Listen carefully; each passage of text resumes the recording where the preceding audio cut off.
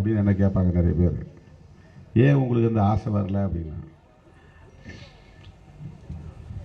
நானூறு ரவுடின்னு வடிவேலு வண்டியில் ஏறுற மாதிரி நான் ஏற முடியாதுப்பா. என் உயரம் எனக்கு தெரியும். என்னை வண்டியில் ஏற்றுன்னு வடிவேல் ஏறுற மாதிரி போய் நம்ம ஏற முடியாது. அப்படி சில பேர் ஏறிக்கிட்டு இருக்கிறாங்க.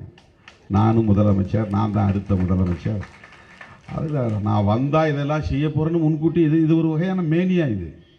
இது ஒரு வகையான மனநோய்.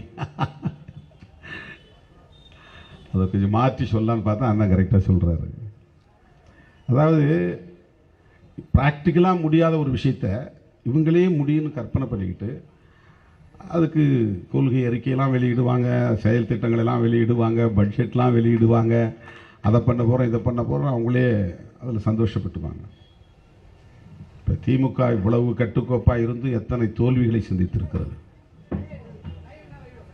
திராவிட முன்னேற்ற கழகம் எத்தனை நெருக்கடிகளை சந்தித்து நிமிர்ந்து நிற்கிறது என்று பார்க்கிற போது கலைஞர் எப்பேற்பட்ட ஆளுமையாக இருந்திருக்கிறார்.